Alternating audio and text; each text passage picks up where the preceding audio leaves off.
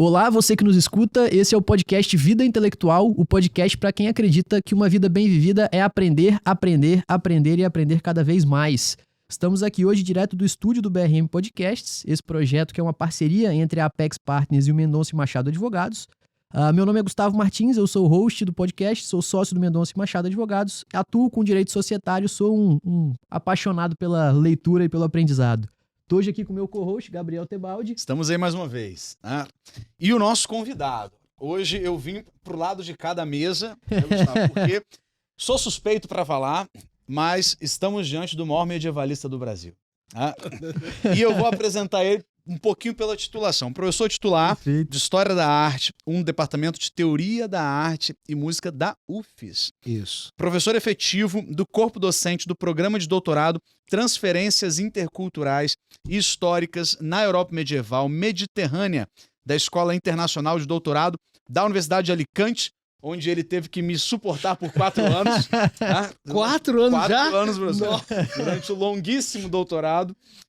E acadêmico correspondente no exterior, número 56 da Academia Real de Belas Letras de Barcelona. Autor de mais de 150 artigos, falaremos de alguns hoje, publicados no Brasil e no exterior, em países como Estados Unidos, Espanha, Portugal, Costa Rica, Argentina, Chile, Venezuela, e mais de 20 livros publicados. É também tradutor do catalão antigo para o português de clássicos da Coroa de Aragão, e traduções que também estão na minha tese, que ele cuidadosamente fez comigo, viu? Então, professor Ricardo, prazer enorme receber você aqui. Uma saudação para o pessoal para a gente começar o bate-papo. Muito obrigado pelo convite, é um grande barato conversar sobre cultura, já que nós vivemos no ocaso da educação no Brasil e qualquer instante para tratar desses temas que não servem absolutamente para nada,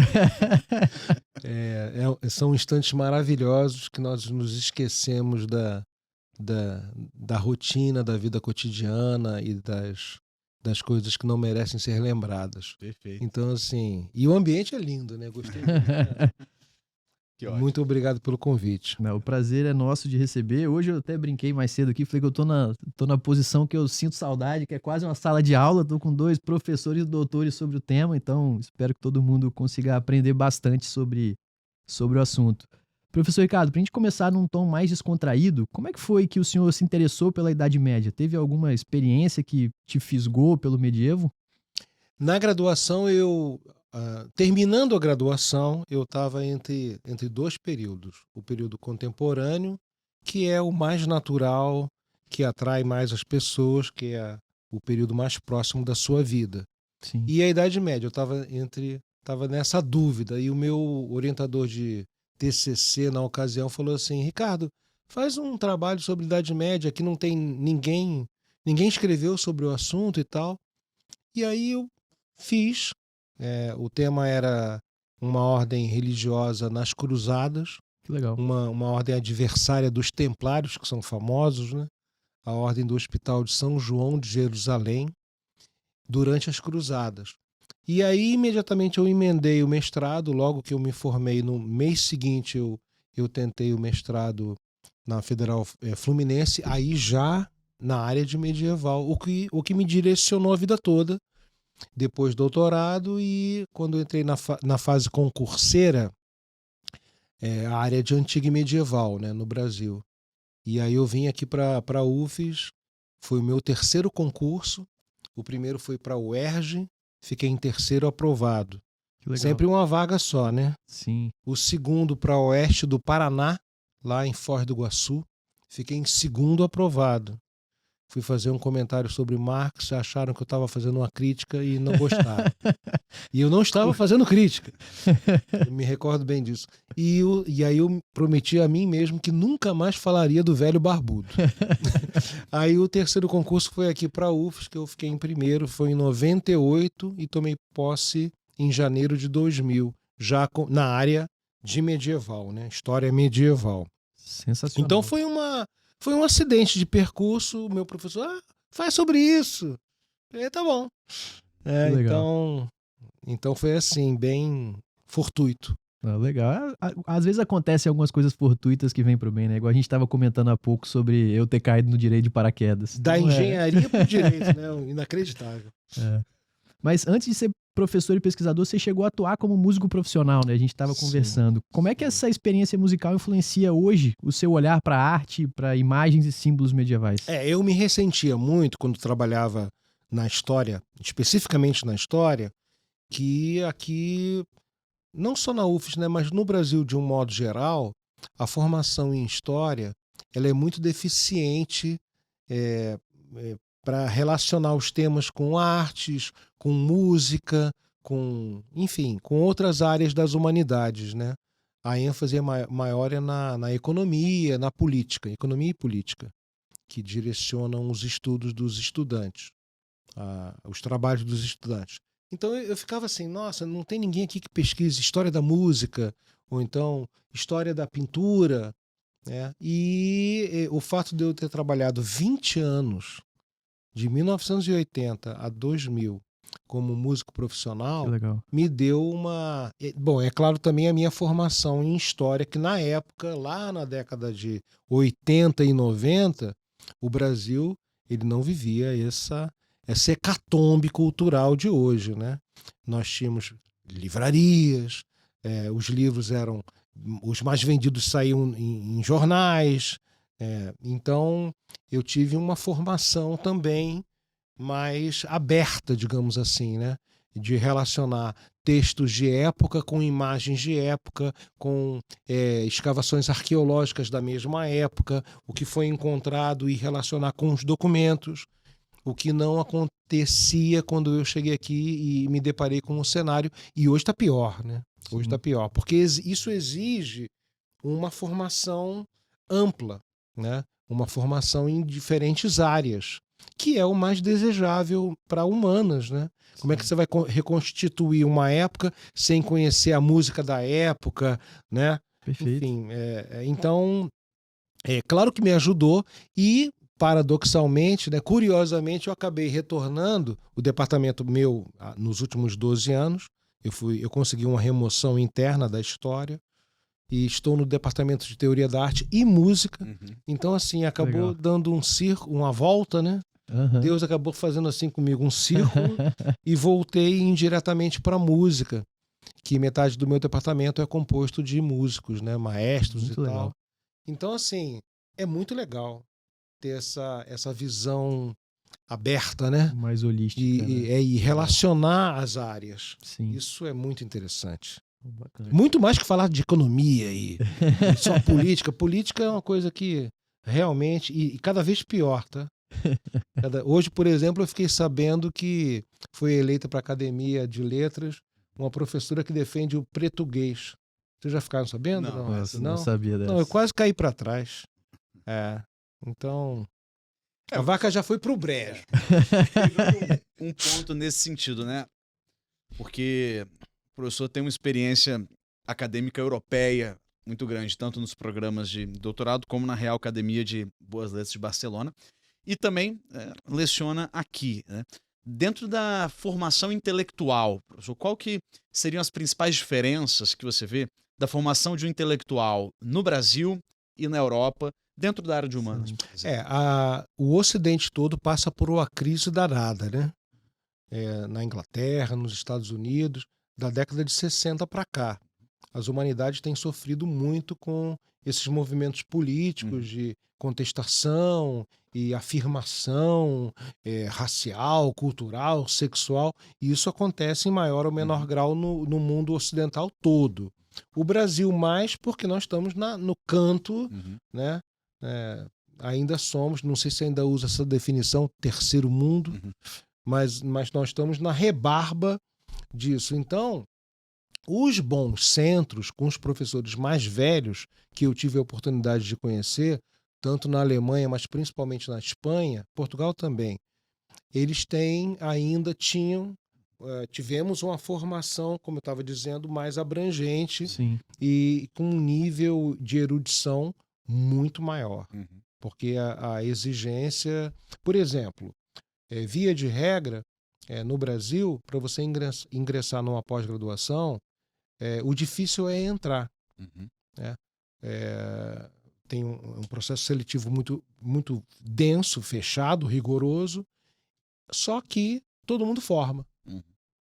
Eu conheço pouquíssima gente que foi reprovada em mestrado e doutorado. Depois que entra, você forma. Na Europa é o contrário. Se você tiver a documentação toda certinha, você entra. Agora, para sair, você tem que defender a tese. Tem que defender a tese para uma banca e demora horas. Ou seja, é o ideal. O funil é na saída, para fazer jus ao título. Uhum. E essa, para mim, é a grande diferença. Agora, em termos humanos, o relacionamento acadêmico entre os professores é de uma elegância danada. Ou eu que tive muita sorte de conhecer gente, assim, na Espanha, por exemplo, são fidalgos mesmo. Tem um cavalheirismo, sabe, uma cortesia, um tratamento. Legal. E aqui no Brasil é um puxa-pano, um puxa-tapete danado, né? É uma desgraça, tem que ficar de olho o tempo todo, porque tentam sabotar o seu trabalho de todas as formas, seja com má fama junto a alunos, seja o próprio trabalho que você faz. Por exemplo, um dos meus temas de pesquisa, o amor. Quando eu cheguei na UFES, fui ridicularizado, que é um tema que não era considerado histórico. O amor. Um absurdo. Uma coisa inacreditável. Uma menina chegou a entrar na minha sala chorando, que ela estava no grupo de pesquisa, porque estavam debochando dela, que ela estava estudando o amor na Idade Média. Uhum. Que não era um tema revolucionário. Não era um tema de conscientização de classe. Uhum. Né?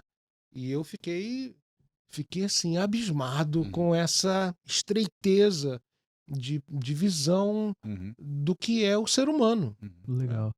Aproveitar um gancho nisso que você acabou de falar, eu tive numa palestra semana passada, e a pessoa que estava dando a palestra, ela fez um comentário que me deixou assim, curioso a respeito, que ele falou, ele estava defendendo algumas ideias correlacionadas, mas ele fala que o que a gente tem hoje de deficiência cultural teve como se um marco inicial no iluminismo e o rompimento com algumas tradições, né? E aí ele fala mais ou menos da perspectiva da filosofia clássica, Sócrates, Platão, Aristóteles, com a diferença para o pensamento de Rousseau e como que isso veio se desdobrando com o nominalismo, relativismo e etc, até chegar nos dias de hoje e trazendo isso como talvez o primeiro marco histórico ali de uma quebra com a cultura e que a gente vê hoje se desdobrando em coisas como você mencionou.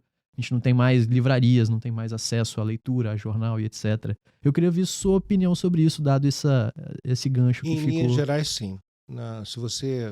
Se a pessoa que apresentou essa tese tenha se referido à longa duração, Exato. Sim. Toda a crise de cultura começa com a contestação das suas próprias tradições culturais, do seu próprio passado cultural. Perfeito. Então é fato que os regimes, as revoluções, o período revolucionário do Ocidente foi um período de grandes contestações a todo o passado da tradição cultural, europeia, principalmente. Sim. Né? Agora, a virada de fato mesmo foi o século XX e mais especificamente o final da Segunda Guerra. Já houve um início de crise com o final da Primeira Guerra, com aquela ilusão que se tinha de que os avanços tecnológicos trariam a felicidade para as pessoas. Isso acabou nas trincheiras da Primeira Guerra. E com a Segunda Guerra, os campos de concentração, e depois nós ficamos sabendo dos campos de concentração soviéticos. Perfeito. Né? Isso acabou de vez não digo, mas fez um estrago danado a essa aspiração positiva das possibilidades da humanidade, do Ocidente. Né? Eu falo o Ocidente porque o Oriente é outra conversa. O Islã é a religião que mais cresce no mundo desde a década de 60 e o catolicismo são os que mais regridem. Né? Não só teologicamente, mas numericamente eles têm 10 filhos, nós temos 2. Exato. E agora temos pais pets. Aprendi essa expressão recentemente, pai pet. Então, eles estão ganhando terreno rapidamente do ponto de vista demográfico. Sim. Então, a virada foi a década de 60, em que tudo foi Interessante. virado de cabeça para baixo. E muita gente hoje nas universidades, aqui no Brasil, ainda vive na década de 60, né, do ponto de vista cultural. É impressionante. Uhum. A garotada de 20 anos gostar de Queen, que é uma banda da minha época, ou Led Zeppelin, é tudo da minha época. Paramos no tempo, né? A cultura se estagnou, a cultura popular, você não encontra mais bons roteiristas, enfim, em todas as áreas é um deserto, né? Sim. Então é fato que começa lá atrás, com as contestações revolucionárias, cortar a cabeça de todo mundo, né? Exato. Mas o século XX fez uma devastação inacreditável. Por isso que eu estudo Idade Média, é mais interessante. Não, eu aprendi que quanto mais você recua no tempo, mais você é historiador. Perfeito. E, de preferência, estudar uma coisa que não faz parte do seu cotidiano, para você abrir a cabeça, né? Ter um outro horizonte. Então, por exemplo, estudar a história antiga, medieval, é até mais difícil do que, por exemplo, estudar a história brasileira. Aqui você não precisa estudar outra língua, você já está imerso na cultura brasileira, né? Agora, estudar, como você estava me apresentando, clássicos da Coroa de Aragão, textos do século XIV, dá trabalho. Tem que abstrair o presente todo para você compreender um período que lhe é estranho, naturalmente estranho, né? Apesar de fazer parte da mesma tradição histórica e geográfica, que é o Ocidente, né? Mas dá muito trabalho, mas é divertido. Nós esquecemos os problemas. O Gabriel sabe, está terminando agora, tá no século XIII. Ele sai do século XXI para o XIII. Legal. Olha, a gente normalmente aqui discute um livro, né?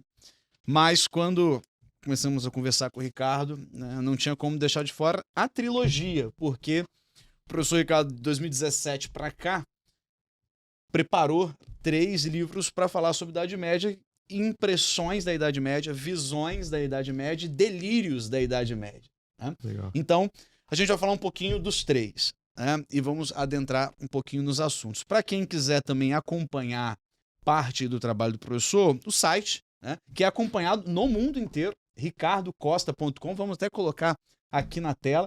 Lá tem os livros para poder comprar, né? Consegue comprar direto pelo site, tem os links do site. Tem. Né? Tem as traduções, tem muita coisa aberta, né, em PDF, quase tudo, né, aberto. Então, as produções, os artigos, os trabalhos. Então, ali é ricardocosta.com, né, para poder acompanhar parte do trabalho aí do professor. Bom, é a minha grande curtição da vida. É isso aí. A internet A internet é uma carta de alforria e as possibilidades são sensacionais, né? Às vezes é mal aproveitada, Claro. Sim. mas os contatos, os convites, as viagens todas, tudo derivou de disponibilizar os trabalhos para quem quiser acessar e ler e comentar. Até porque na universidade ninguém pergunta nada, é um desinteresse, uma apatia, né? Porque são temas que são difíceis. Sim. É compreensível, mas ao mesmo tempo triste. Sim. Porque o retorno todo que eu tenho tudo é extramuros.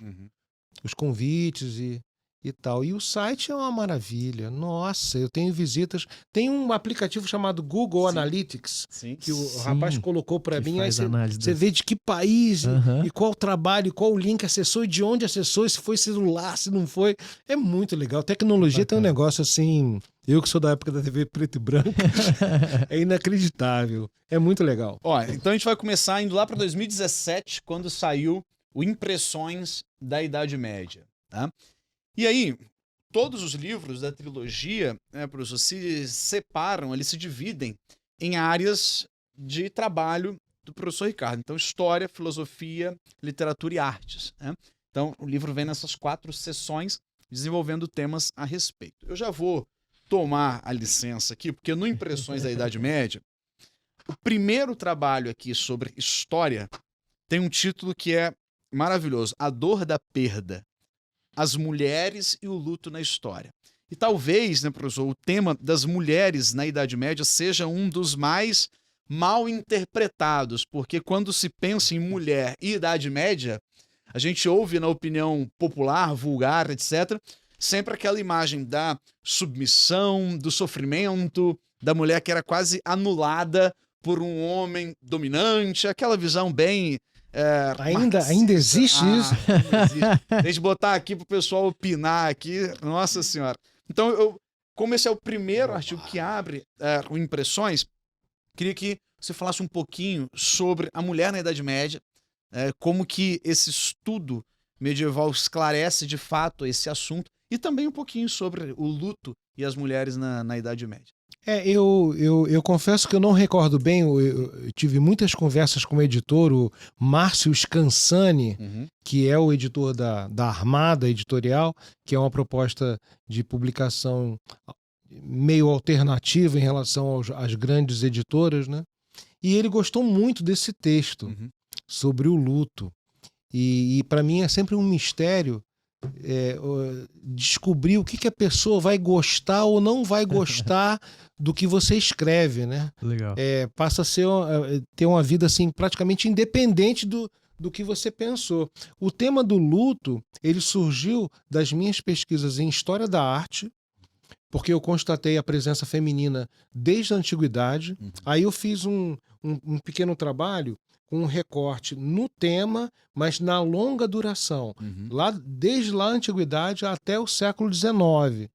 E constatei que essa regularidade da presença feminina, que nas sociedades antigas elas eram consideradas assim uma válvula de escape para as emoções, né? Por exemplo, foram os romanos os criadores da tese de que o homem não chora, não pode chorar. Olha só. A severidade do homem romano. Tem uma passagem de uma carta de Sêneca em que o amigo diz que está de luto, que o outro amigo morreu e ele não sabe como se comportar no enterro. Aí Sêneca responde assim: no máximo uma lágrima. Deixa escorrer uma lágrima, impávido, isso já vai ser suficiente para você mostrar a sua dor. Enquanto elas se rasgavam. No Egito Antigo jogavam areia na cabeça, no mundo medieval, em algumas situações, arrancavam tufos de cabelo. Isso perdurou no Brasil até o século XX. Nós tivemos esse fenômeno de mulheres contratadas para arrancar tufos de cabelo em enterros de famílias ricas. A última morreu no início do final do século XX. Então, assim, a presença feminina nesse ponto, elas como válvula de escape para as emoções reprimidas, contidas. Reprimidas não é uma palavra boa. Contidas, né? Um dos critérios da civilização é você aprender a dominar os seus impulsos agressivos, por exemplo. Perfeito. É um critério de civilização. Você quer matar. Eu quero matar aquele professor. Não, eu vou rezar e pedir a bênção para aguentar. Então, não é bem repressão, porque isso é usado por esses movimentos, né? Mas contenção. E elas davam vazão a esses sentimentos de luto. E é um tema bonito, que eu encontrei muita coisa na arte. Em pinturas, em sarcófagos, em afrescos de parede e tal.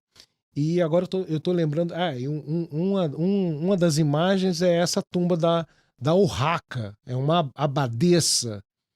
Tem lá, ali na parte inferior, tem gente arrancando os cabelos ali, É verdade. na procissão do enterro, né? E não, isso mostra, olha o poder das abadesas medievais, né? Você falou da opressão que as mulheres sofreram, que é um lugar comum. Eu achava que isso já tinha acabado. Já, mas não. O cristianismo, ele trouxe uma elevação da condição feminina que desconhecida no mundo antigo. não só da condição feminina, mas da criança, né?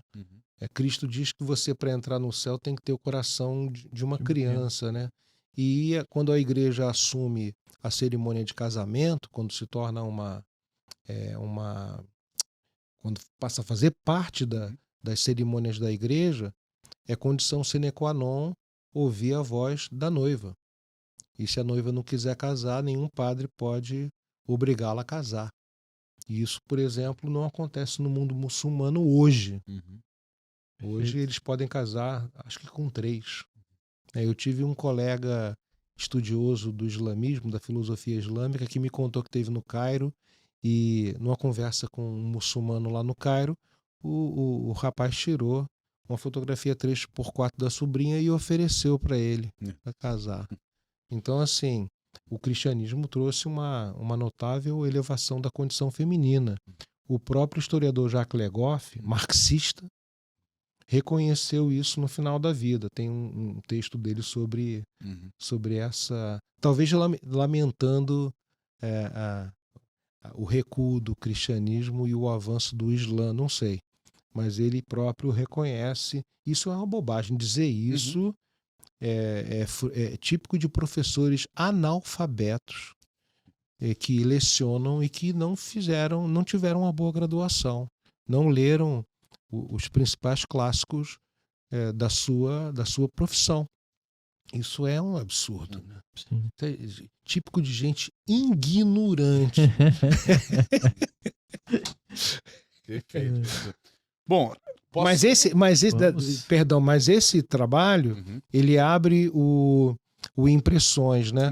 Esses livros, os 3 livros, eles são coletâneas dos trabalhos publicados em diversas revistas. Isso porque na Universidade Brasileira se estimula a produção de textos, de artigos, em detrimento de livros. Conta ponto para a carreira, conta mais pontos para a carreira. Não sei se ainda está assim hoje. Mas, então eu organizei com o Márcio Scansani 3 ou 4 trabalhos em cada área, 3 em história, 3 em filosofia, porque para estudar história tem que ter uma iniciação à filosofia. Perfeito. Que muitas obras são filosóficas. E essas clássicas, você falou antes em Platão e Aristóteles, nossa, são uma delícia. Letras, porque no meu caso são muitos os textos literários. Hoje mesmo eu estava orientando um rapaz que quer estudar o ciclo do Rei Arthur. E são contos literários medievais. E ele quer estudar isso com o cinema. Achei interessante, né? Legal.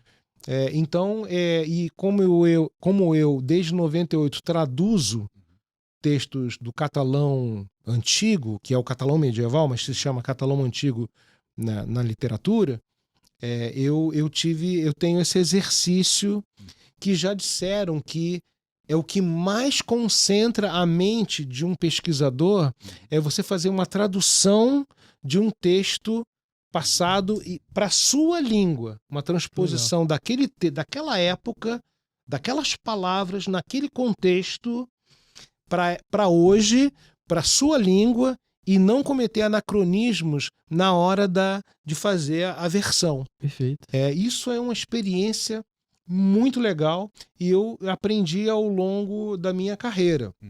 E é muito legal. Eu estou agora com poesia do século XIV, está dando um trabalho enorme. Já traduzi novelas, né? Tem uma novela do século XV chamada Curial e Guelfa, que eu traduzi, né? Sobre o amor.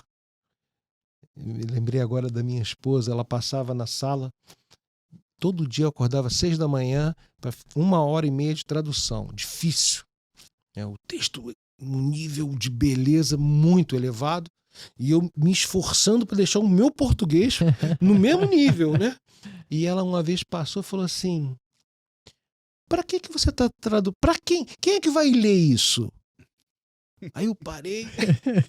Falei, eu acho que ninguém. Mas eu tô adorando. O texto é lindo, né? Sim. Aí no final eu recebi convite para palestrar na Espanha e tal. sobre a minha tradução, né? Levei ela para legal. passear, aí eu falei, tá vendo? Por isso, estamos aqui no Mediterrâneo por causa da novela do século XV. É claro, não traduzi por isso, Perfeito. né? Perfeito. Mas a tradução consequência. é lindo, é um negócio assim muito legal. Você tá sabendo, você sabe. Um pouquinho. um pouquinho. Você sabe. Perfeito. Professor, eu vou continuar aqui no Impressões, agora indo para a parte de filosofia, porque tem uma abordagem que eu gosto muito, que é sobre a eternidade de Deus, né? E essa eternidade de Deus está muito tratada lá no Ramon Llull, que é, né, um dos temas aí de maior profundidade do seu estudo. E Deus é um tema que a gente conversa bastante, que está muito presente aqui nas próprias discussões do podcast também, né? Então eu queria que você comentasse um pouquinho para a gente assim, sobre a eternidade de Deus na filosofia medieval. O que é esse Deus eterno e por que ele tem que ser eterno na visão medieval? E o que separa, e o que por ser eterno separa Deus de todas as outras coisas? Qual que é a visão medieval dessa eternidade de Deus? E se isso mudou ao longo do tempo ou não? Agora o Gabriel subiu 2 degraus. Pode colocar para mim a eternidade de Deus lá do meu site. Olha, não é só um tema medieval, né? O tema da eternidade é um tema que deixou perplexos dezenas de filósofos, né? E até hoje, eu estava hoje mesmo na aula de hoje da UFES, esse tema caiu, da eternidade.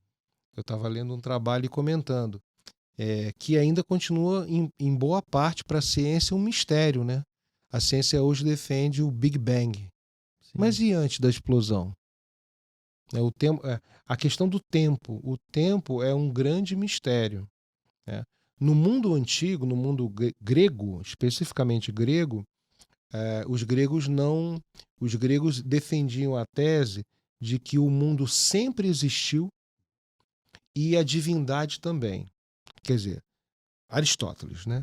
Platão ainda faz ele comenta de vez em quando os deuses do Olimpo em tom respeitoso, como um motivo literário, mas não tanto como crente, mas como na argumentação. Já Aristóteles não.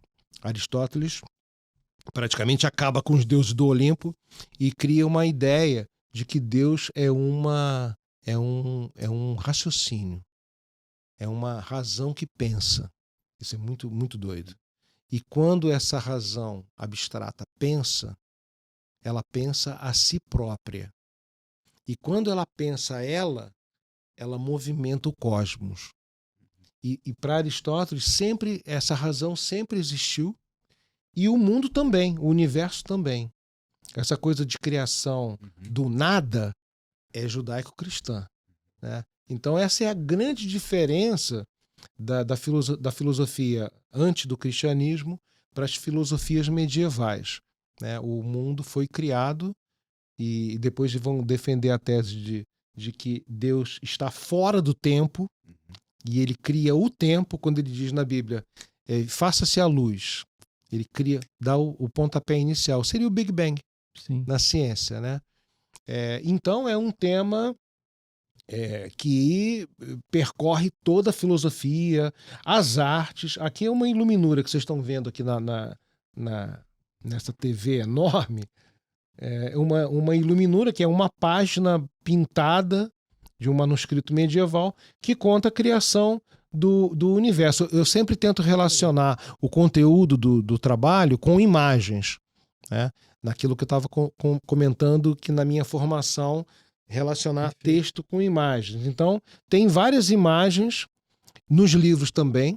Isso encareceu um pouquinho, né? A produção colorida, né? Pode descer mais na próxima imagem. E o Ramon, evidentemente, ele mantém esse tema como um objeto central Deus. Isso é Deus para o filósofo.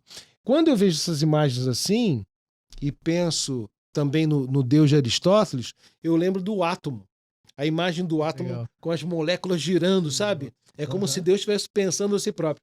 Ali na filosofia do Ramon, ele, ao pensar a si próprio, claro que ele se preocupa com com o mundo, Uhum. porque Deus se encarna, né? Mas ele cria, com esse movimento de raciocínio, todas as virtudes e todas as dignidades, né? A sabedoria, o tempo, a verdade, a eternidade. É como se ele, naquele raciocínio dele, criasse... E aí ele monta essas figuras que tornaram ele famoso depois no mundo moderno, né? Na Inglaterra elisabetana, no século XVII, XVIII, esse filósofo ficou muito famoso. Não na Idade Média. Uhum. Sim. Ele era meio... Minha mulher fala que ele era louco, né? Que eu resolvi estudar um louco. E o Carlos Nogueira uma vez falou para mim, um gramático, né? Famoso, que o Llull era um biruta de aeroporto. Porque ficava falando sobre essas coisas, lá, a sabedoria, o poder, a vontade, a virtude, a verdade, a glória, que são os adjetivos De Deus, né? que as religiões, o judaísmo, o islamismo, concordam que Deus é sábio, que Deus é virtuoso, que Deus é verdadeiro, que Deus é glorioso. Então ele tomava essas virtudes como pontapé inicial para um debate interreligioso para tentar converter judeus e muçulmanos. Que legal. Racionalmente, citando pouco a Bíblia, só com argumentos racionais, o que é muito interessante. Sim. É muito interessante. Perfeito. Essa é uma imagem famosa de um dos manuscritos. Perfeito. Bom, para a gente quase fechar o Impressões, porque temos mais 2 livros. Não dá tempo. Eu vou lá para a parte de artes, porque o primeiro trabalho aqui da parte de artes, né? Entre Chartres e Amiens. Aqui me chama muita atenção, porque dentro da abordagem de arte medieval que o professor traz, tem-se muito a vida cotidiana e a arte sacra. Então você tem tanto o enfoque da arte sacra quanto o enfoque da vida do dia a dia das pessoas e tudo mais. Quando as pessoas pensam em Idade Média, né, muitas vezes se pensa na famosa Idade das Trevas, né, que é um tema que já deveria estar superado. Não vou perguntar de novo. Ainda! E já deveria estar superado, assim como o tema das mulheres no medievo, né? Qual que é o papel da vida camponesa, dessa vida cotidiana na arte e a arte sacra como expressão, de fato, do espírito medieval? Porque como isso me permite alcançar a Idade Média de fato? Então, esse tema surgiu de uma leitura de um livrinho da Regine Pernod, que é uma autora, uma medievalista, arquivista, que está no rol dos livros dos autores proibidos de serem lidos nas universidades brasileiras, porque como ela não era de esquerda, era católica e também escreveu muitos livros didáticos para o grande público, ela sempre foi assim desconsiderada aqui, né? Eu li na minha graduação lá atrás, em 1981, lá quando comecei a história lá na Santa Úrsula, no Rio, e me apaixonei porque uma das características dos odiados é que todos os odiados escrevem bem e despertam o ódio dos que escrevem mal, daquelas leituras obrigatórias, maçantes, né? Então eu me apaixonei por ela e ela dá essa pista que de todos os períodos da história, a arte medieval foi a que mais representou todas as camadas da sociedade de um modo realista. Fui conferir, né? Porque a obrigação do pesquisador é deixar, em termos jurídicos, sub judice, para conferir se bate a informação com que você investiga. E fato. E aí um tema me chamou a atenção, o tema dos camponeses, que representavam, que eram, sei lá, 80%, 90% das sociedades medievais, um mundo agrário, é um mundo de uma maioria analfabeta, né? Mas não por isso Idade das Trevas, porque mesmo com sociedades em sua maior parte analfabetas, como elas respeitavam as tradições culturais e religiosas, eu vou falar sobre isso, e religiosa, elas não criticavam, não ficavam solapando a própria cultura, né? e as minorias se dedicavam ao estudo de fato, né? Sem qualquer prejuízo ou atividade política subjacente, né? Então fui conferir. E os camponeses estão lá em tudo, em tapetes, em afrescos, em vitrais. Por exemplo, esse aqui é um camponês. Ali está escrito embaixo, ó, Febros, fevereiro. Ele representa o mês de fevereiro. O mês de fevereiro na Europa é frio, neva. E ele está ali se abrigando do frio, esquentando os pés e as mãos e uma lareira com um fogo incandescente saindo, explodindo. Isso aqui é um pedacinho de um vitral de uma das janelas. Sobe um pouquinho, por favor, só para eu não confundir as duas catedrais. Chartres, né? Então, como na Idade Média a arte ela tem uma relação grande com a vida orgânica, né? E a astronomia, porque acreditavam na influência do zodíaco, Sim. Não determinante, mas como eles reconheciam que, por exemplo, a Lua altera as marés, então eles pressupunham que a posição dos astros influenciava a vida. Legal. o seu dia a dia. Uhum. Mas é claro que você tinha o livre-arbítrio de não querer matar alguém se você acordasse sob o signo de Áries. Então, eles relacionavam o zodíaco com os meses do ano e pintavam e esculpiam e colocavam em vitrais também essa relação com a principal atividade econômica do mês. Então, por exemplo, dezembro é a matança do porco. E aí aparecem lá os camponeses matando os porcos. Tem outro mês que é o pisoteio da uva para fazer o vinho. Legal. Então eles estão em catedrais e às vezes com cenas assim muito pouco politicamente incorretas, né? Tem um, por exemplo, tem um manuscrito das Muito Belas Horas do Duque de Berry, em que tem lá uma mulher descansando, né, se abanando, tá um calor danado, aí e ela não tinha calcinha, né? Então na pintura tá lá ela se abanando pelada. Então, assim, é uma arte muito interessante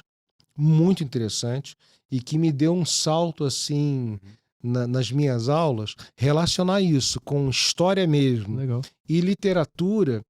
A aula fica... Até os mais revolucionários gostam. Então, a minha aula hoje está boa. Também estou no final da carreira, né? Então, o tema das artes é muito agradável. São assuntos muito interessantes, né? E é claro, eu me preparei para lecionar a história da arte visitando esses lugares e os museus para ver em loco e ter a experiência, né? Porque uma coisa você vê no livro, né? Outra coisa você ir lá. Lembrei agora quando eu vi o busto do Marco Aurélio lá no Metropolitan. Eu estava sendo assediado por uns súcubos e íncubos na universidade e li as meditações do Marco Aurélio. Rapaz, muito legal. Tem umas passagens. Ele fala assim, ó, prepare o seu dia, você vai encontrar um invejoso. Assim, eu ficava imaginando eu fazendo barba. Ricardo, tá indo pra UFES.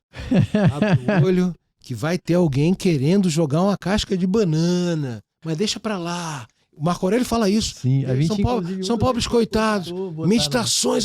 E tá na moda agora o estoicismo. Tá na moda. Os poucos que leem. E então ele fala assim, deixa pra lá, são pobres coitados. Eles não sabem o que são os verdadeiros bens. Aí quando eu vi o busto do Marco Aurélio do século I, lá no Metropolitan, eu falei pra minha mulher, olha lá o Marco Aurélio! Quem? Aí eu fui, você não vai acreditar, fiquei diante do busto agradecendo a ele. Eu falei, obrigado, cara. Foi um consolo ler o seu trabalho, depois, no meio de tantas coisas ruins, né? Que a educação hoje é pedreira. Difícil. É pedreira. Então, a arte te dá essa... Perfeito. Por isso que eu fico assim, por que tem que ter uma utilidade prática? o que você estuda nas humanidades. Tudo bem na engenharia, medicina, direito, né? Para você avaliar as decisões do Supremo e tal. Mas assim, arte medieval, história do Egito Antigo, história de Roma, isso não tem utilidade prática e não é para ter. Teologia. Quanta gente se interessa por teologia e não tem utilidade prática. São esses momentos que te dão assim, sabe? Da vida cotidiana, que é chato.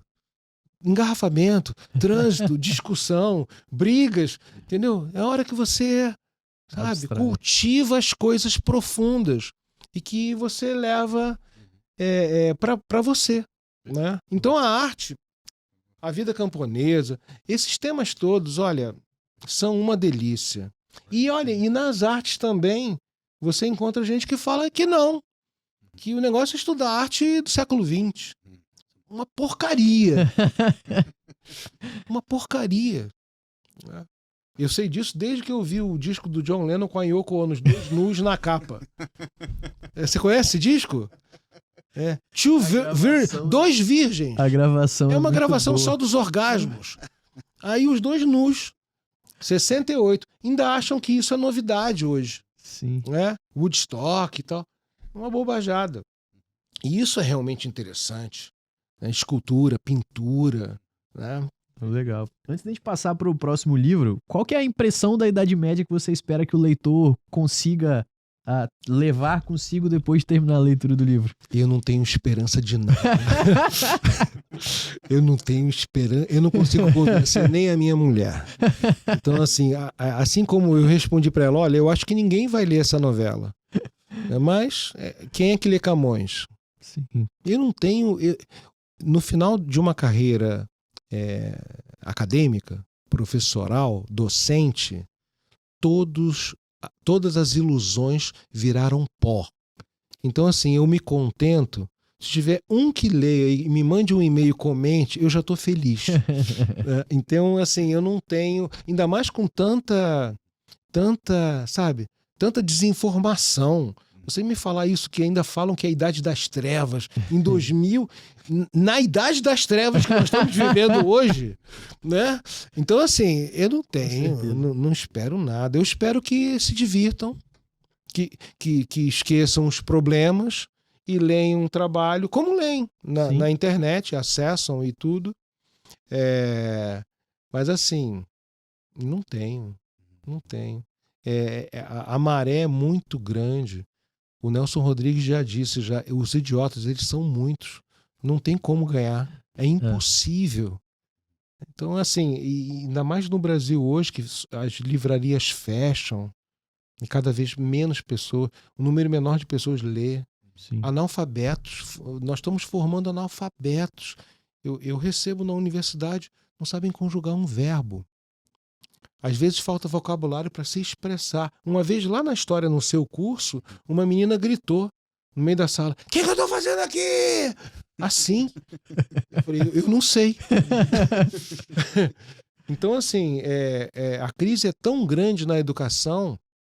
E foi um milagre ter esgotado isso. Isso está à venda esses livros estão à venda na Amazon. Sim. Eu acho ainda. Então, tem alguns, né? Então. Mas, assim, é um milagre ter conseguido leitores que se interessem por esses temas. São temas complexos, né? Mas eu tento fazer, assim, a redação, que eu aprendi na minha formação, que você tem que passar o conhecimento da maneira mais simples, clara e objetiva, sem aquelas coisas rebuscadas, assim. Na UFES adoram. No que concerne ao trabalho tal, ninguém lê. É muito chato. No que tange. Então, assim, eu não escrevo assim. Não. E eu tento ensinar coisas que eu demorei tempo para entender, da maneira que qualquer pessoa uma pessoa que nunca tenha lido sobre os camponeses em Chartres e em Amiens tem que entender. Legal. O critério é acadêmico universal. A clareza, os gregos defendiam isso, a clareza e a objetividade. De um modo simples. né? Que é o que eu defendo, que é o contrário que ensinam hoje. Não sei se no direito foi assim, mas segundo fulano de tal, aí você tem que copiar lá aquele tijolaço. Segue sendo assim. Por sua vez, em contrapartida, já o autor tal, aí você... Chatérrimo. Ninguém lê. Não é. Se você citar um cara desses pra mim, eu não vou ler o seu trabalho, eu vou ler o dele. cara. É o dele. Mais É fácil. óbvio, né? Uhum. É óbvio. O que eu peço é escreva com as suas palavras o que você entendeu. Sim. E no final indica lá o erudito que você leu. Você me lembrou que eu lembro que quando eu fui fazer o meu trabalho de conclusão de curso, um dos requisitos objetivos para o trabalho de conclusão de curso é que eu tivesse citado pelo menos 20 autores no meu trabalho. Então, você pode fazer isso sem citar literalmente. Mas a ideia era que citasse literalmente. Isso é trabalho de papagaio. O papagaio... Você tá rindo? O papagaio é que copia. Copia e cola. Né? Exato. Você fala currupaco, ele fala currupaco, papaco. Não, você precisa... Gostou da ideia? Fecha o Sim. livro e escreva Se com as debruça suas sobre palavras. ela. E no final, faça jus à origem menções. daquela Perfeito. ideia que você explanou. Né? E o trabalho fica autoral dessa forma. Mas ninguém ensina assim hoje. É incrível. É incrível. Eu não faço assim. Eu não faço. Como eu disse, né? O meu orientador de TCC falou: Ricardo, você vai ter muitos inimigos. Por quê? Você escreve bem. Falou pra mim isso. E eu era estudante, eu fiquei pasmo. De uma cartada só, você vai ganhar um monte de sabores, porque você escreve.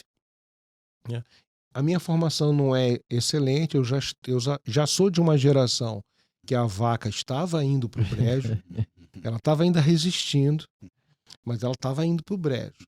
Eu já não tive latim no primeiro grau, como meu pai teve. Então, a educação já não era tão boa, mas ainda era razoável. Eu estudei em escolas particulares e públicas. Era razoável. Quando eu trabalhei no governo, me falaram lá em Brasília que o meu português era melhor que o de 90% dos advogados formados no país. Eu fiquei, assim como eu fiquei com a idade das trevas, eu fiquei, não é possível. Aí passei a fazer revisão de pareceres. Olha só. Eu falei, olha, eu não sou advogado. Não, professor. Fique tranquilo, o seu português tá dando uma polida. O que é triste, né? Sim. Nós estamos rindo aqui, mas é triste. Sim. Triste. Acabei falando demais. Nada. Eu vou para os visões da Idade Média. Porque, bom, então primeiro foram impressões, 2017 e visões em 2019, né? E, dentre vários assuntos, de novo, o livro também se divide em história, literatura, filosofia e artes. E eu queria entrar num tema polêmico, professor, lá do Visões, que é o antijudaísmo medieval. Porque há lá, né, na parte voltada à história, sobre como que na Idade Média se comportava o pensamento antijudaico. Uhum. Durante o século XX, esse tema também esteve muito em evidência pela Segunda Guerra Mundial e tudo mais. Viemos de um movimento de valorização judaica e de crítica ferrenha ao antissemitismo no fim do século passado. E hoje a gente parece estar num ponto de inflexão curioso de um retorno de um antissemitismo que não faz nem questão de se esconder mais. Né? Ele é explícito. Queria um panorama seu sobre, primeiro, o que era esse antijudaísmo medieval e em paralelo com se a gente consegue enxergar alguma relação no que acontece hoje. A grande diferença do antijudaísmo medieval para o antissemitismo contemporâneo foi que na Idade Média esse antijudaísmo se expressava nas massas ignorantes pela pregação do ecce homo cristão, quando Cristo, quando a massa que está presente ali entre Cristo e Barrabás, e Pôncio Pilatos apresenta, eis aqui o homem, ecce homo, é um grupo de judeus. Né? E em algumas pregações menos eruditas, digamos assim, se difundiu a ideia de que todos os judeus eram responsáveis pela crucificação de Cristo e não apenas aquele grupo determinado de judeus. Né? É claro que, além disso, havia o estranhamento que acontece na humanidade. Sempre as minorias elas sofrem pressão das maiorias. Né? E na Idade Média, os grupos judaicos da Europa, eles também, por sua capacidade econômica e de comércio internacional, falavam várias línguas. Os judeus, por exemplo, na virada do século III para o século IV, ainda mantinham comércio de longa distância do Império Romano com a Ásia, por sua facilidade em falar línguas, o seu comércio mesmo. Então, eles, na Idade Média, com a difusão da ideia de que mexer com dinheiro é sujo, movimentar dinheiro é sujo, isso é uma herança romana. Os romanos deixavam para escravos controlar a administração da casa. Né? Então chega o cristianismo e se difunde essa imagem que é forte do julgamento de Cristo, e quando ele é entregue para ser crucificado, e muitas massas ao longo do período medieval caíram nessa sedução, nessa tentação de simplificar, de tornar universal aquele pequeno grupo que decidiu por Barrabás. Estou lembrando agora da cena do filme, Barrabás.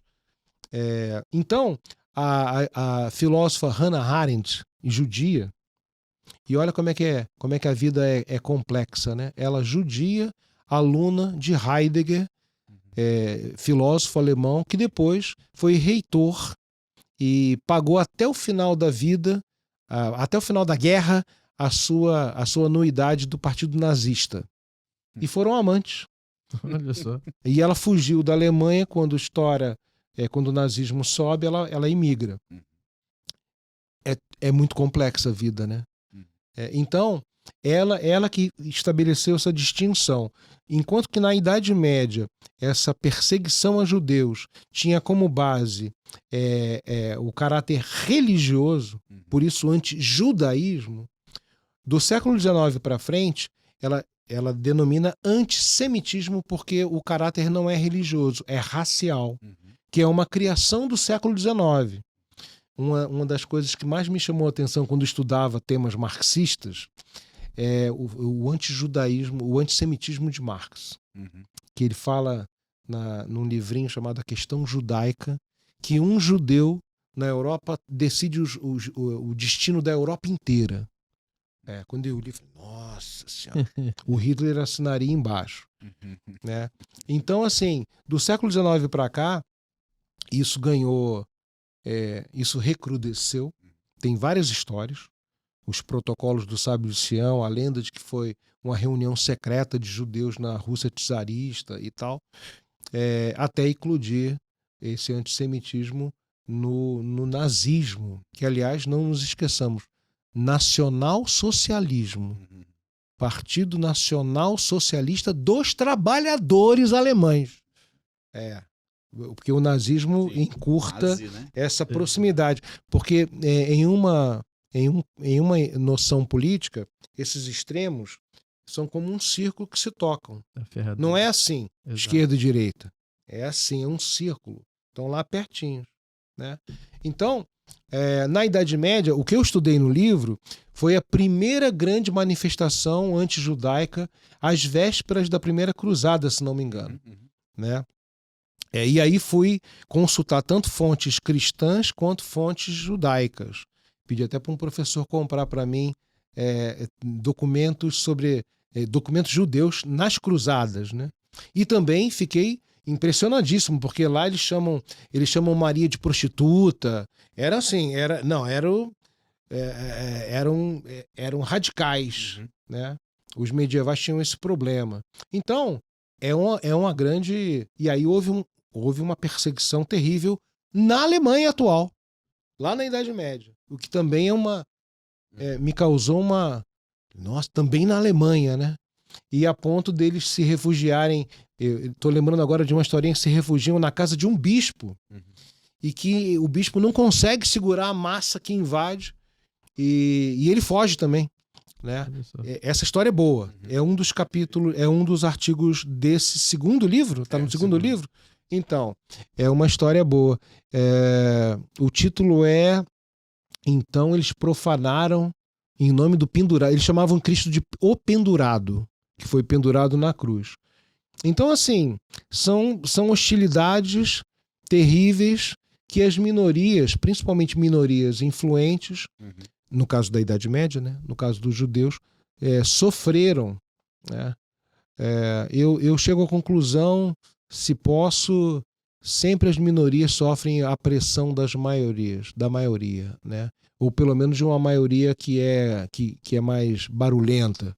Mas é uma história terrível, que eu achei interessante contar, porque eu tive acesso a esses documentos judaicos que o historiador, um historiador judeu da USP, se não me engano, da USP, já aposentado, Nachman Falbel, ele que faz a tradução desses manuscritos judaicos.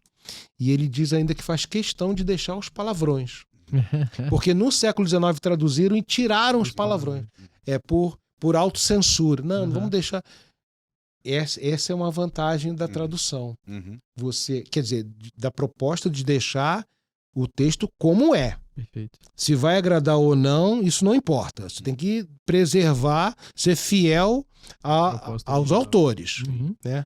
E o Nachman Falbel deixou tudo lá, Maria a prostituta e tal, que devia causar também uma reação agressiva por parte desses grupos fanáticos que moveram esses massacres, que na Idade Média chamam pogroms. É uma história interessante. Eu também já não lembro mais. Eu tive alguns ex-alunos que escolheram os artigos. Legal. Porque eu falei, não vou ter capacidade de escolher 4 de um, 4 de outro. Eles escolheram e um deles foi esse sobre... Tá na seção de história? Tá na seção de história. De história. É um tema interessante. E o historiador não pode se furtar a tratar esses temas incômodos, né? Sim. E temas que, às vezes, vão ser mal recebidos na contemporaneidade. Eu acho importante causar essa estranheza mesmo. Sim. Que essa é a graça do estudo da história, né? Você voltar 1000 anos no tempo, falei, imaginar você cair de paraquedas ali numa cena, numa situação dessas. É uma das vantagens de ter a imaginação histórica baseada nos documentos que você consulta. Perfeito. Você gostou desse texto? Gostei. E buscando ali esses paralelos, né? Porque eu vou muito... Aí hoje, né?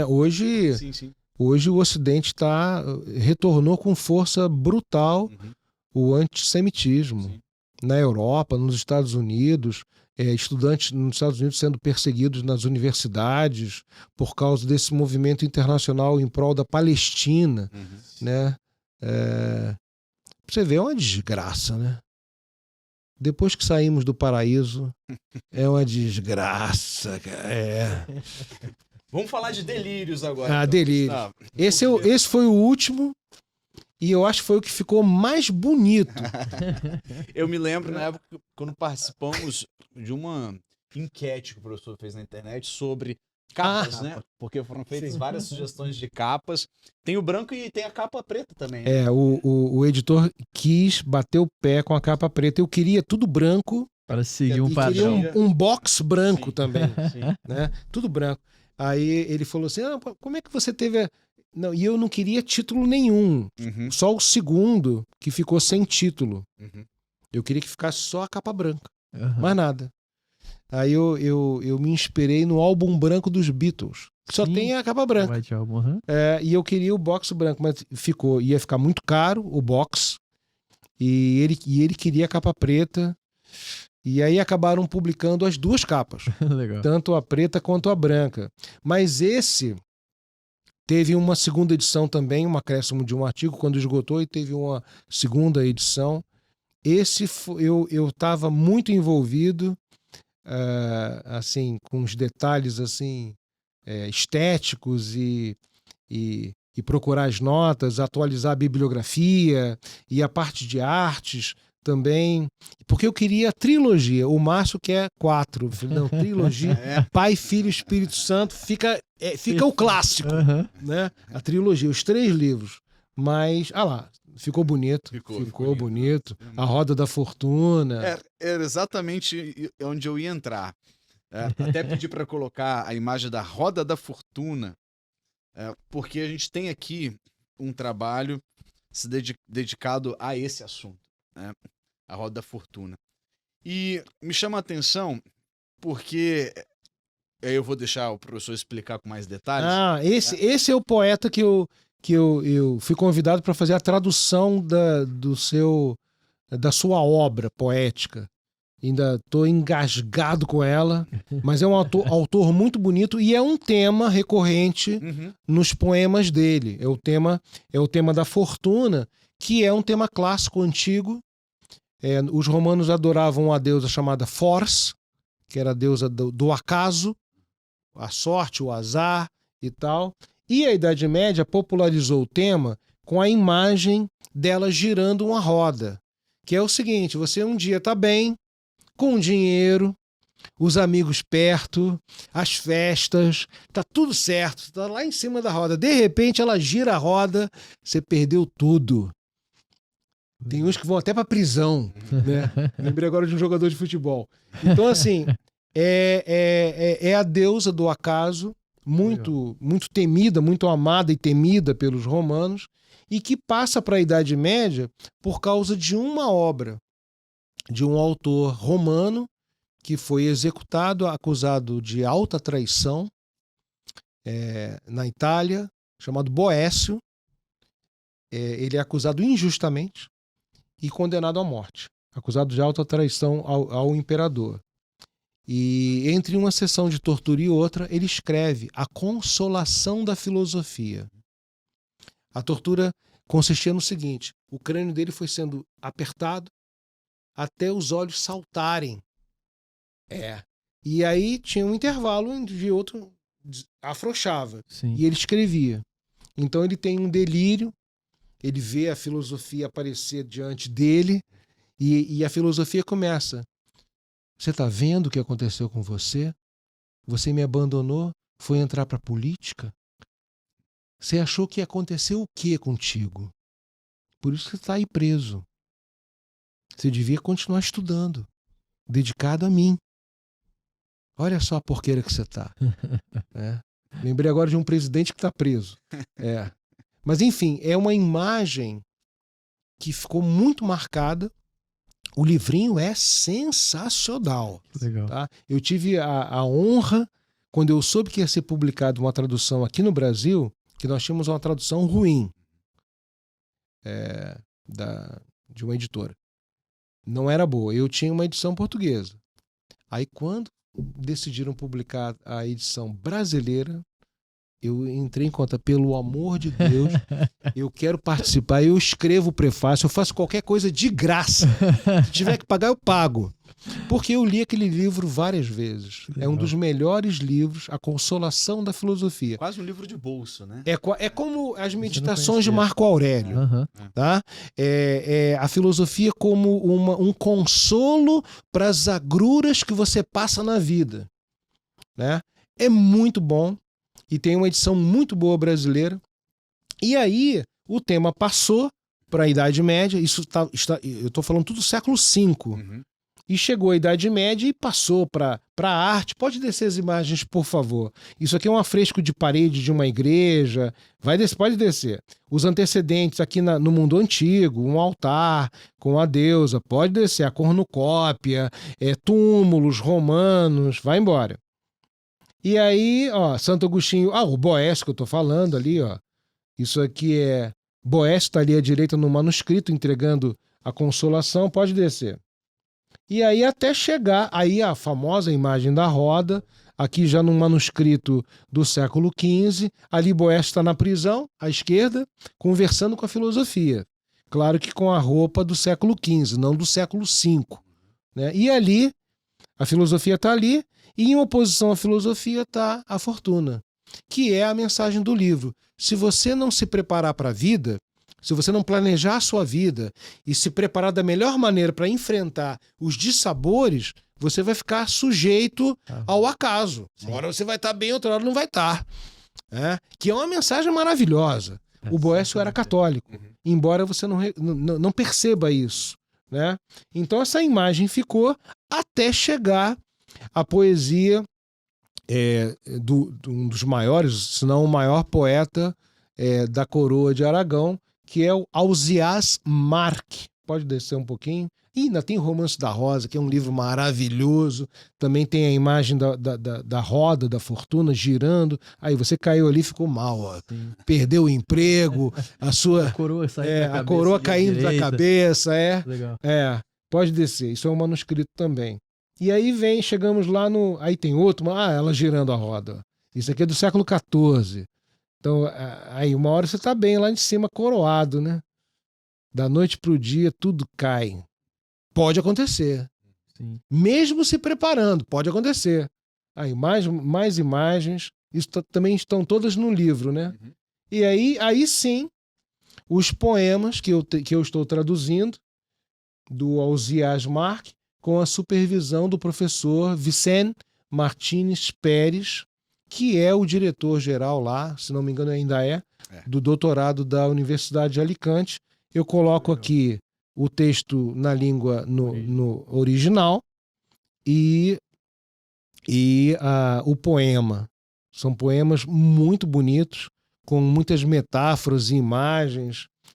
Olha lá. Como um invejoso que, soberbo, dano deseja receber para que maior dano seu inimigo sinta e se deleita com o mal que o vê sofrer, a ponto de não sentir o mal que lhe está próximo, tal semelhante caso a fortuna comigo pratica, ao proceder com a anulação de seu deleite, alterando o nome de inconstante que seu ser recebeu e perdendo seu prazer, que é o de não dar tempo à roda.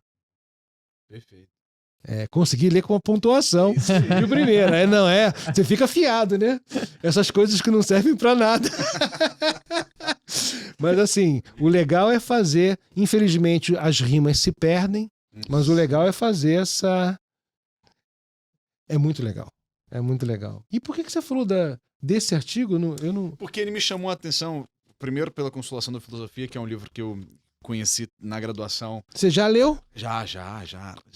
Não sei se é a boa tradução que eu tenho lá em casa. Mas que tem muitos anos na graduação e me chamou muita atenção à época, porque a gente entra nas humanidades com algumas... Quando você entra nas humanidades com algumas ideias e valores, né? Algumas ideias e alguns valores claros, que não são necessariamente compartilhados naquele ambiente, você sofre de tudo um pouco. Né? Você sofreu também? Será? Que coisa! Tem que ser um outro podcast, o sofrimento do Gabriel. Nosso sofrimento. Ele acompanhou de perto, era meu revisor na época da Gazeta. Então a gente sofreu de perto. Então esse é um texto que me chama muita atenção. Eu não lembrava. Eu fui seu revisor um tempo. Por alguns anos. Por alguns anos? Por alguns anos. Não lembrava. É verdade. O maior problema fizemos juntos. Inclusive, agora eu tô lembrando, inclusive quando picharam lá Queimem Ricardo da Costa, você escreveu um texto. Picharam isso lá. Eu lembro dessa história, eu acompanhava os textos do Gabriel no Foi Queimem Ricardo da Costa. Me falaram, eu não vi porque é no banheiro feminino, né? Eu não vi, mas fiquei assim, nossa. Poxa, eu não falo de política, eu sou desses temas. Mas, basta isso pra... Como é que você estava falando? Basta não compartilhar os mesmos valores. Você se torna um inimigo público, né? É muito curioso isso.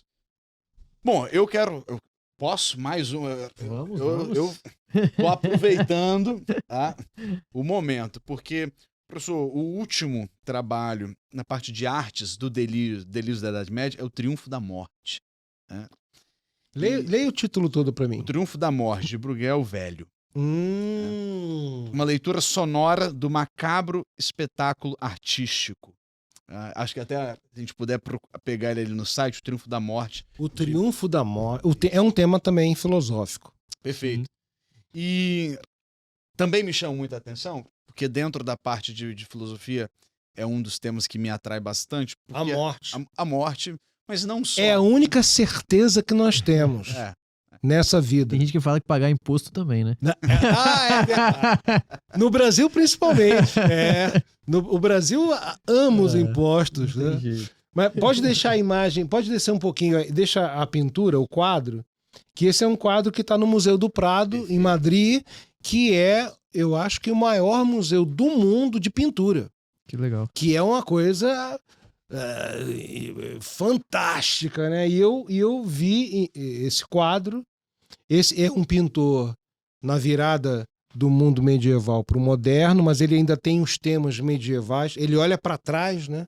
Ele não é um pintor que olha para o futuro, ele olha para a tradição. Perfeito. E o tema da morte, eu fui convidado, lembrei, eu fui convidado a escrever um texto para uma revista e falei, bom, falar sobre esse quadro, né? Mas em qual perspectiva? Pois é. A música. Legal. Porque tem vários instrumentos musicais aí espalhados, tem várias cenas, eu recortei para tratar de cada uma delas. E falei, bom, vamos falar a música e a sonoridade dos instrumentos nesse quadro, que é um negócio impressionante, né? Desde a direita lá em cima, a pessoa sendo decapitada pela morte. Consegue aumentar o zoom? Lá em cima, no cantinho direito. Ali, né? Isso. Eu acho que só com Ctrl+. Mas o Museu do Prado, você pode ampliar. Eu coloquei o link para o museu. Você pode ampliar. Olha lá, ele está lá rezando. Sobe um pouquinho. À direita, lá em cima, olha. Pode subir mais. Aí, ali, ó.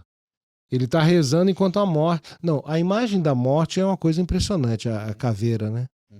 A caveira é...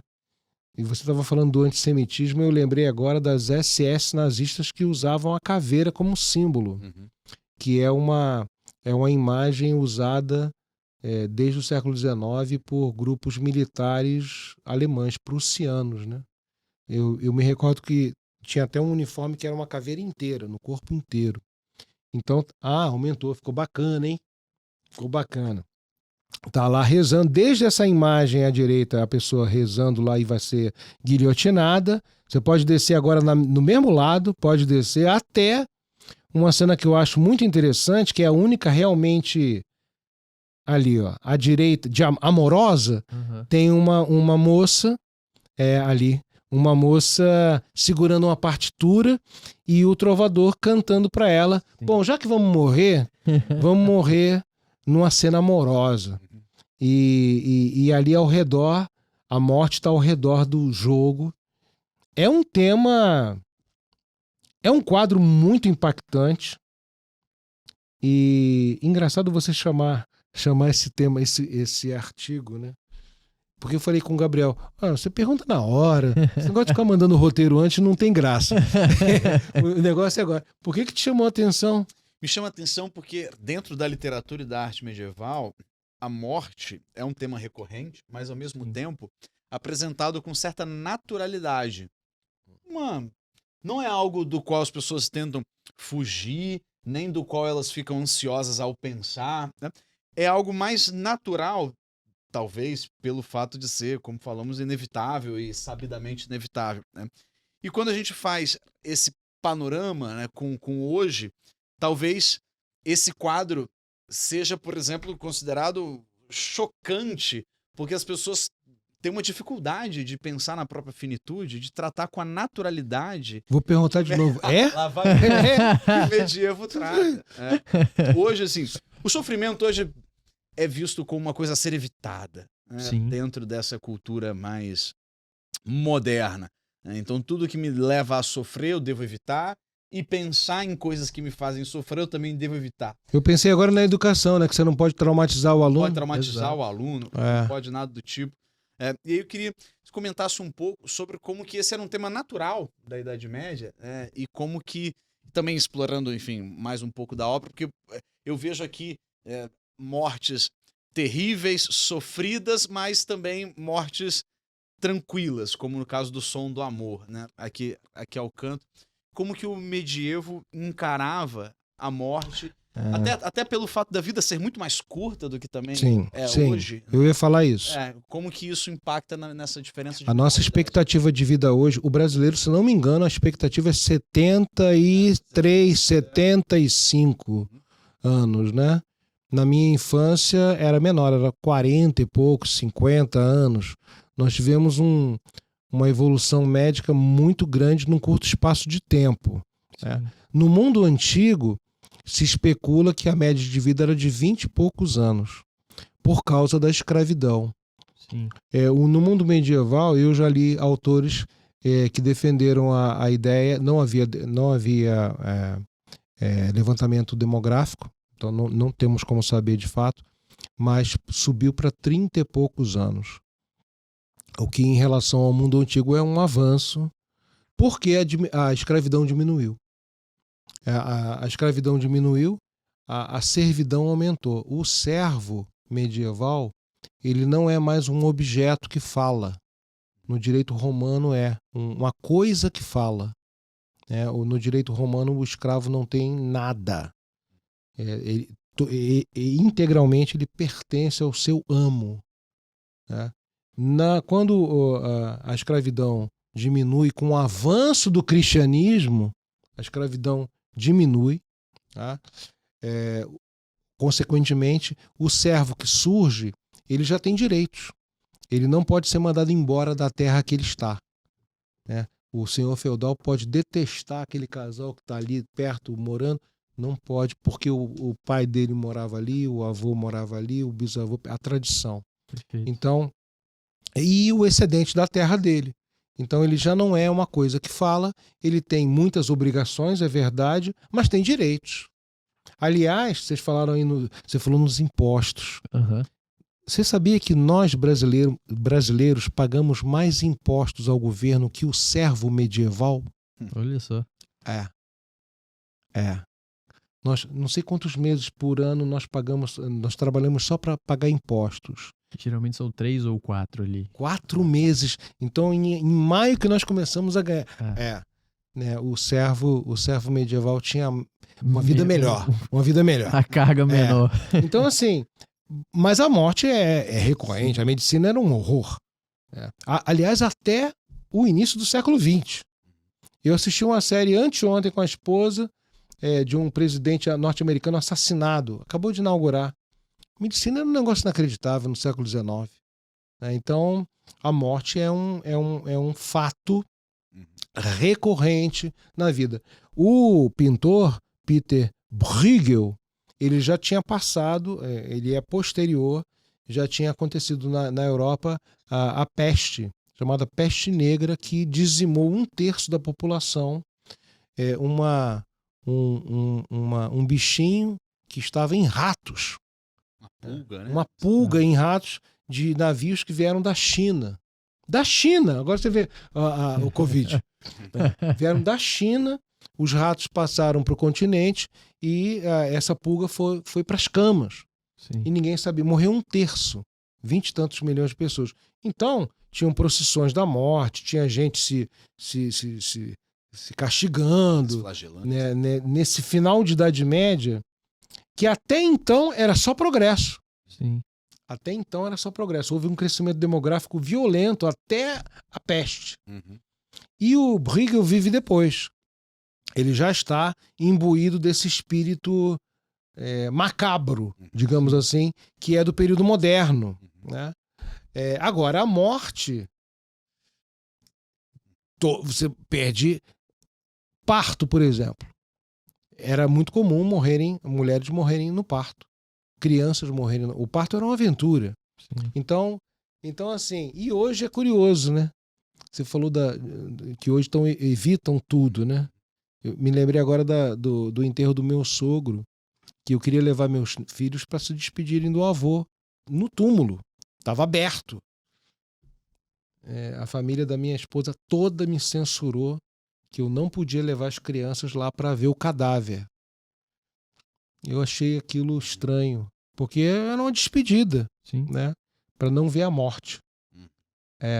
Você falou, depois eu Perfeito. lembrei. Então, assim, e isso é um dos motivos da infantilização do mundo. Você evitar o trauma. Que, na psicologia, por exemplo, você se torna adulto quando você supera o trauma.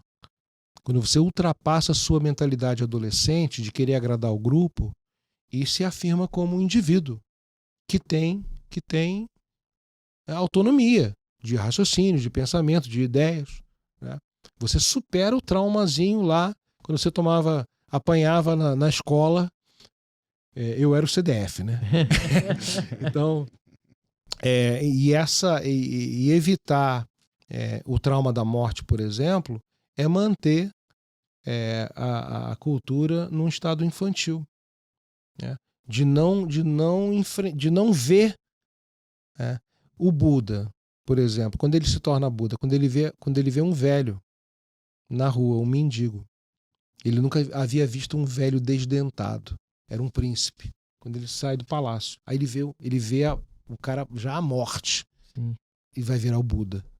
Então, assim, é ridículo essa necessidade nossa de, por exemplo, não pode corrigir aluno com caneta vermelha porque traumatiza a criança.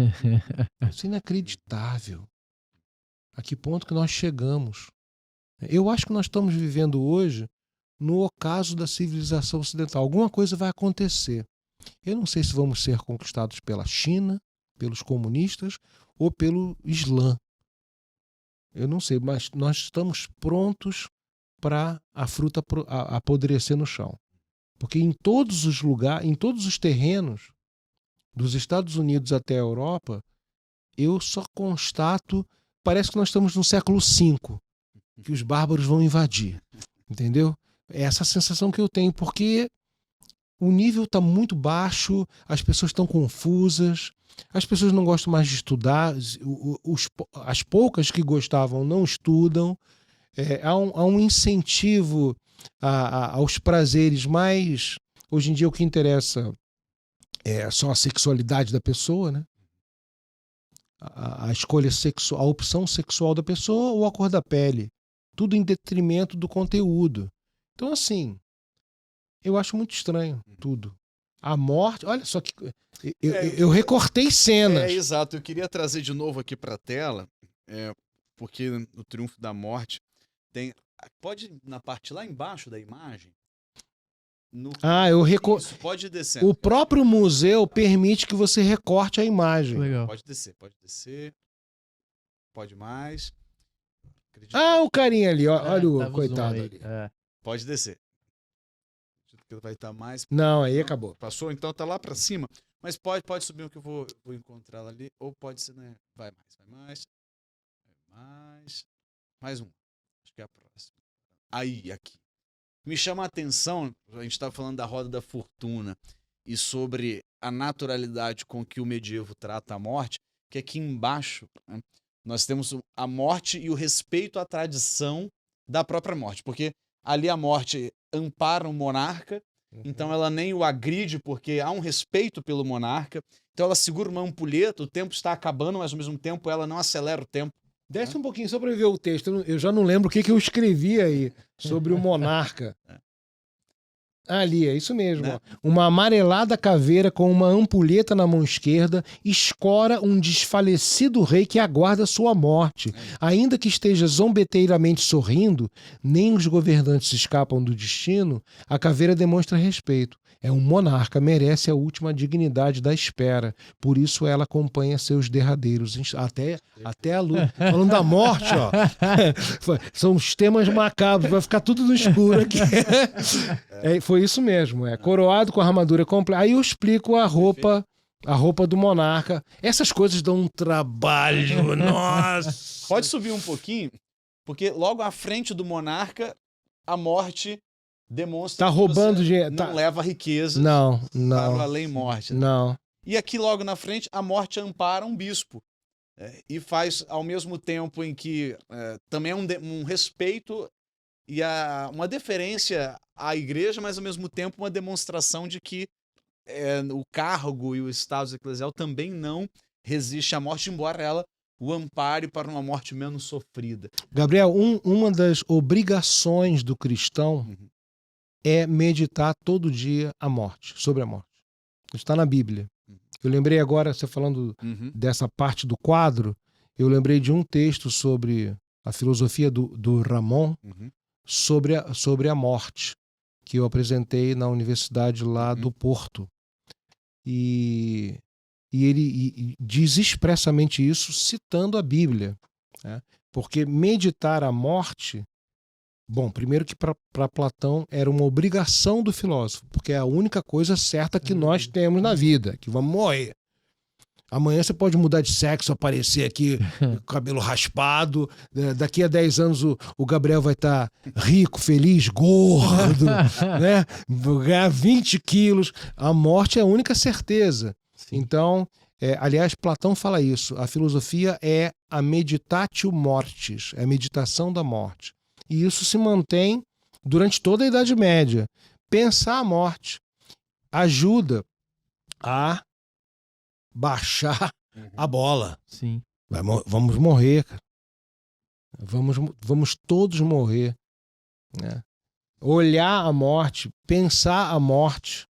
Tem várias passagens bíblicas que fazem essa imposição, essa sugestão meditativa que ajuda você a ser menos orgulhoso, menos vaidoso, tudo menos, né?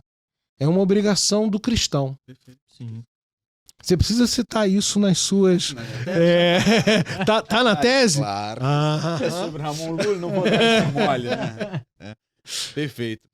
Olha, que aula, hein, Gustavo? Sensacional. Não acabou. Eu espero que não tenha sido maçante. Zero. Você se divertiu. Não, nem vi a hora passar. Nós temos que fazer igual os americanos, que eles no final perguntam, foi divertido pra você? Foi muito Tem que ser tem que valer a pena. Com certeza. Entendeu? Até porque com quem que eu vou conversar essas coisas? Não, se bem que, olha, vamos ter visitantes na internet. Com certeza. Com certeza teremos. Mas não são temas agradáveis? São, muito. Com certeza. Eu queria, pra gente ir pras nossas retas... A guisa de conclusão... retas semifinais. Professor, quem você acha que enxerga melhor o ser humano na sua complexidade? O pensamento medieval ou contemporâneo?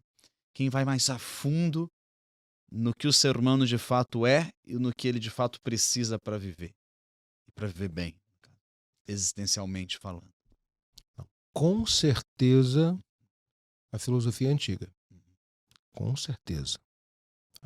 A medieval, em boa medida, é um desdobramento da antiga, na perspectiva cristã.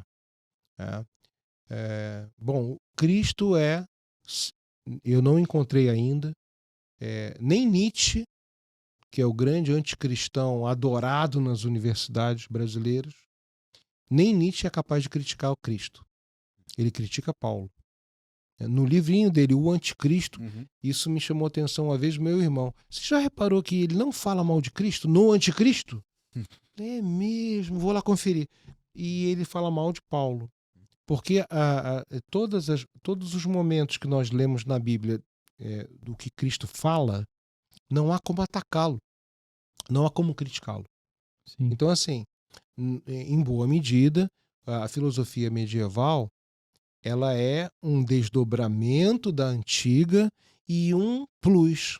Por exemplo, a própria filósofa que eu citei aqui antes, a Hannah Arendt, judia, ela diz que o amor cristão é um amor superior ao amor pagão, porque é um amor desinteressado.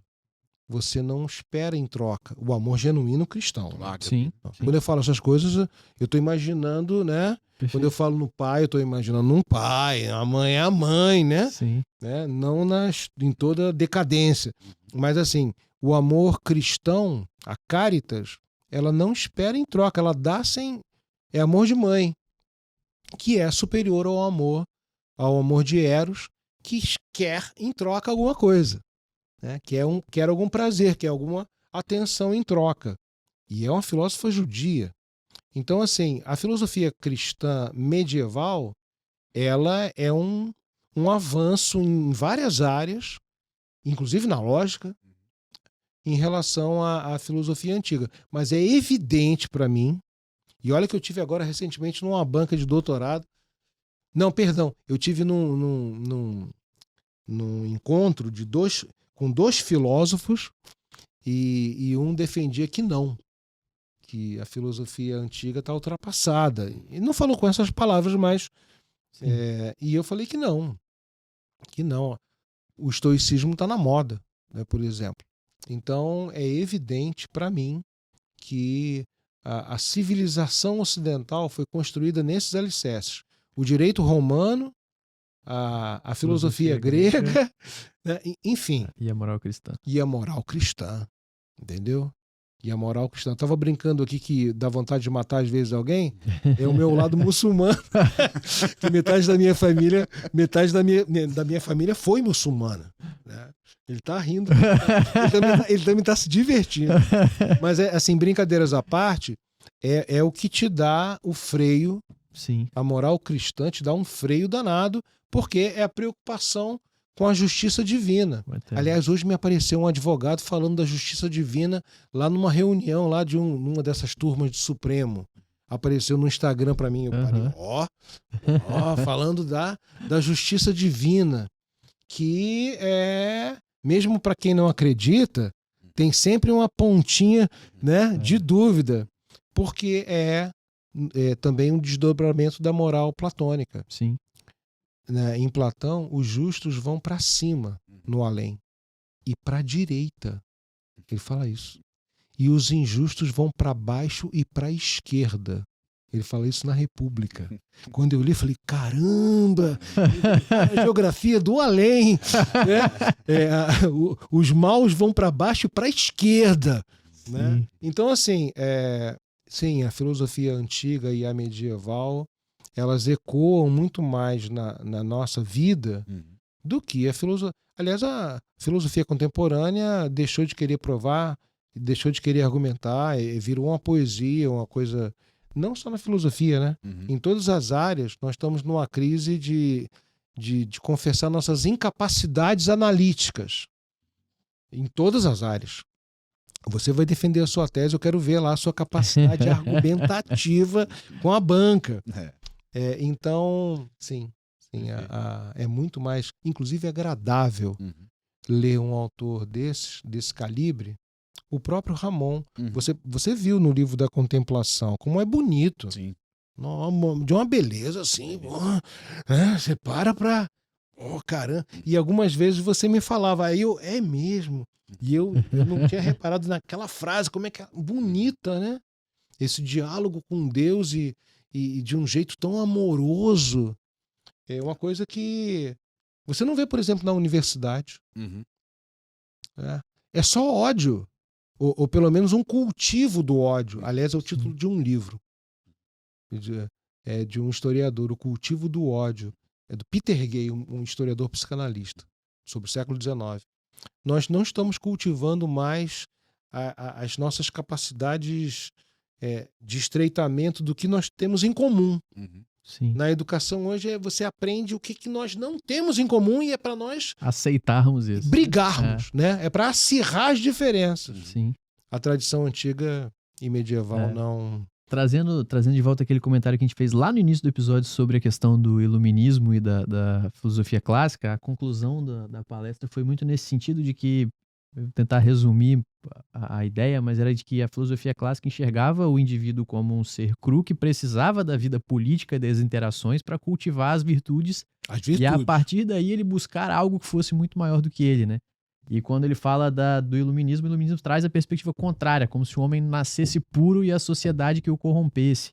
E conta até um episódio, eu não vou lembrar exatamente agora, e também não cheguei a confirmar a veracidade mas na essência... disso, mas ele comentando sobre o fato de que em uma das festas, inclusive o Rousseau trouxe um índio brasileiro na festa e soltou na festa como se aquilo fosse o a Bom demonstração selvagem. do bom selvagem e de fato da E da se obra perpetua última do essa homem. ideia até hoje, né? E Que eu os acho que é índios isso. são puros Exato. e nós somos os corruptos. Exato. Incrível. É. Curioso, o livro da Contemplação em Deus, que é o tema da tese, é um livro com 365 capítulos, né? Com 30 parágrafos em cada, realmente um calhamaço. E os números parecem ser propositais. São propositais, são propositais. E é muito interessante, uma das coisas que mais me chamou a atenção, e está muito ligado a isso que o professor falou, sobre esse cuidado do homem medieval, é que o Ramon Llull ele se considera indigno de se dirigir diretamente a Deus como num diálogo qualquer, né? Então, inclusive, essa é até uma das observações que a gente fez no trabalho, em notas extensas demais, que ele vai se dirigindo a Deus, então ele fala de modo quase redundante, porque a sua mensagem não é digna o suficiente de alcançar a Deus diretamente, então ela precisa ir circulando, como quem vai subindo a Deus, como um incenso que leva algo para o céu, né? Então eu não posso virar para Deus e falar como eu falo com um amigo, né? E aí ele vai subindo essa mensagem lenta para que lentamente alcance a Deus. Isso é muito curioso porque quando a gente vai, e aí está o exercício da tradução, quando a gente olha algumas traduções, eu percebo, a gente acaba percebendo traduções mais recentes, o texto catalão medieval, se o tradutor não tomar muito cuidado, ele tira essa redundância, ele tira esse cuidado do autor, porque eu preciso fazer com que aquilo seja compreensível, eu posso ser mais objetivo aqui. Mas veja, eu serei mais objetivo, eu mudo termos e eu perco a essência do que o autor queria dizer. Exemplo besta, né? O Ramon Llull sempre se refere a Deus com o vós. Então, porque esse plural da segunda pessoa é mais respeitoso do que o você, do que o tu, né? O alemão preserva isso hoje ainda. Perfeito. A língua alemã. O vós, né? O vós. Quando eu olho, mas eu posso me referir a Deus como você? O tu é íntimo demais. É íntimo demais para eu falar com Deus, né? Então, são detalhes que nos enriquecem. Mas, Gabriel, na Bíblia está assim também. Vós sois. Sim. Né? Mas depende, pega as conjugação dos verbos recentes das Bíblias. Então, assim, eu acabo Você só me traz novidades tristes. Você perde a riqueza, perde-se a beleza. É mais acessível? E é mais pobre ao mesmo tempo. E a pequena... Mas que coisa interessante, o objetivo da cultura é elevar e não rebaixar. Perfeito. Não pode ser. Perfeito. Você tem que exigir que o estudante se eleve. Sim. E não se rebaixar ao que ele não conhece. Perfeito. O voz é muito mais bonito, inclusive. A conjugação é muito mais bonita. Sim. Não, eu já acho estranho você. O tempo todo nós só usamos você. Eu acho pobre. Sim. Porque você não é obrigado a conjugar o verbo. Você vai. Sim. Tu vais, vós ides. Então, assim, fica...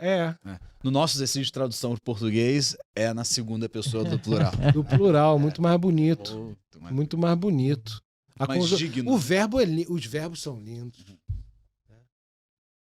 Uma coisa que eu gostava do direito era isso. Sim. A gramática. Porque minha avó falava, né? O peixe morre pela boca. Tem que saber a palavra certa que se adeque àquela circunstância específica. Isso é muito legal. Perfeito. E nós perdemos, né? Nós perdemos. E não a gente perdeu. Nós perdemos. Nós perdemos. Bom demais, hein? Obrigado. Muito bom, muito bom. Só antes de encerrar, queria fazer um agradecimento aos nossos patrocinadores, ao Laboratórios Tomasi, que está hoje entre os 10 maiores laboratórios de análises clínicas do país. E tá aí Tomasi sempre... com 2 M's. Isso, exatamente. E a loja Friends, que ajudou a gente a decorar esse estúdio. Friends, isso. De amigos. Exatamente. Ela que fez essa decoração? É eles que trouxeram toda essa decoração pra gente e pra todos os outros podcasts da rede também. Ele tá... Não, mas tá bonito. Inclusive os adereços. Sim, tudo. Legal. Os adereços. Friends. Exatamente. Por que vocês gostam tanto de palavras na língua inglesa? Eu sempre quis perguntar isso. Não sei, boa pergunta. Parece Boa mais pergunta. elegante, o que é distante é E mais quando nobre. vocês se Exato. apresentaram no início, vocês usaram uma A expressão palavra. host, né? Que é Ah. como se fossem anfitriões do programa. Anfitriões é Muito mais mais bonito. Anfitriões. Olha, ele tá concordando comigo. Anfitriões é muito mais elegante. Com certeza. Com certeza. Verdade. Olha, não deixem de acessar, né? ricardocosta.com .com, Ah. por favor, coloca lá o site. para aparecer no Google Analytics um movimento grande de acesso. Clica lá no Idade Média, por gentileza, que não é a Idade das Trevas. É. Pode dar um... Isso, tá joia. E aí, Perfeito. os temas estão todos disponíveis, os artigos, muitos livros estão disponíveis em PDF, Sim. tá tudo disponível, Legal. com imagens e todas as indicações bibliográficas. Eu só tenho a agradecer, valeu. Obrigado a gente demais, que agradece, professor. A gente que agradece. Muitíssimo obrigado. A gente espera que o ouvinte tenha gostado e aprendido muito, assim como eu aprendi. E os episódios do Vida Intelectual saem às terças-feiras no Spotify e no YouTube do BRM Podcasts. Um abraço.